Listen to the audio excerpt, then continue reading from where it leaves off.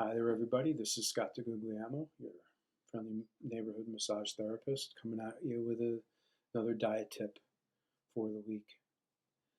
I don't know if you know this, but the number one consumed calorie in America is high fructose corn syrup. The number one fat calorie consumed in America today is soybean oil. Those two substances did not exist in the world's diet 70 years ago, yet today it dominates the American diet by far. So what is it about these two substances that make us fat, obese, dysfunctional about them? Well,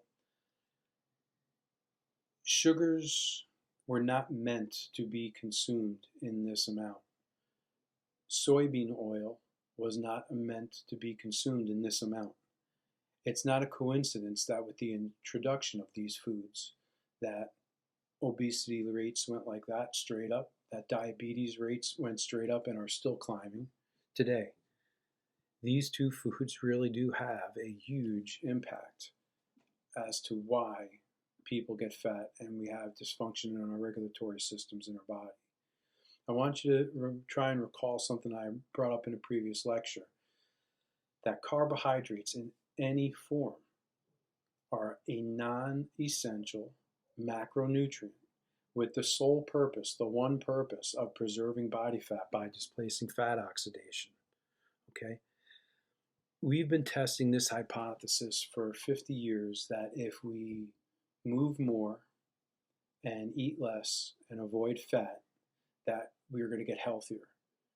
Yet, that hypothesis has failed miserably. We've gotten fatter, sicker, and less healthy in the last 50 years.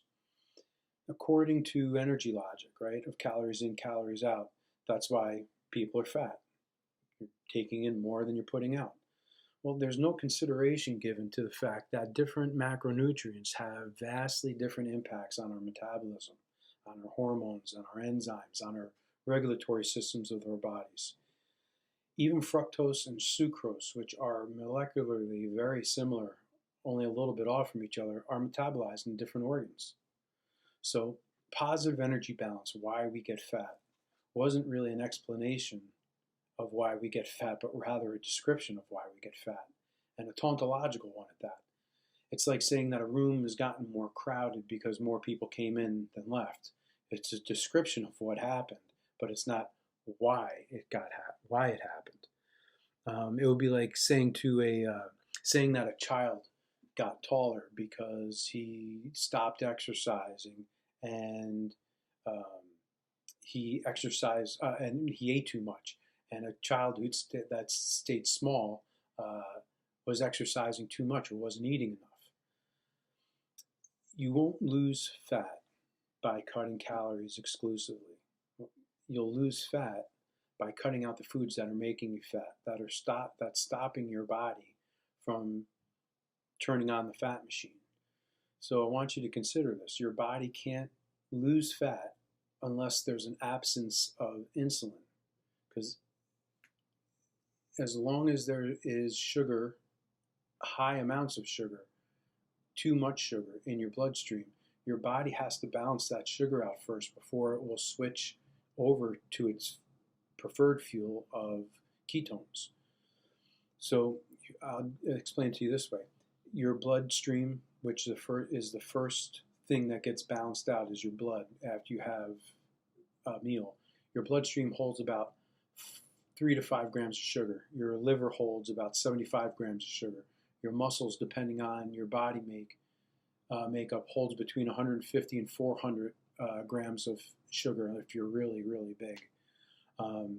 So it will take a long time and a lot of intense exercise and a lot of dieting of calorie restriction before you will blow through those sugar grams to allow your body to switch its fuel source over. Okay, so the worst of the worst foods for you to eat, without a doubt. And if you only eliminate these foods from your diet, you don't have to really diet. Okay, the worst foods are corn, rice, bread, pasta, potatoes, drinks beer, alcohol, juices especially, and pop. And it doesn't matter if it's diet soda or regular soda. Those things all cause huge, huge spikes in your insulin. If you can control those spikes of insulin, and insulin is the master hormone, you can control what your body does with the calories that you're taking in. So I want you all to have a good week, and I'll talk to you again next week.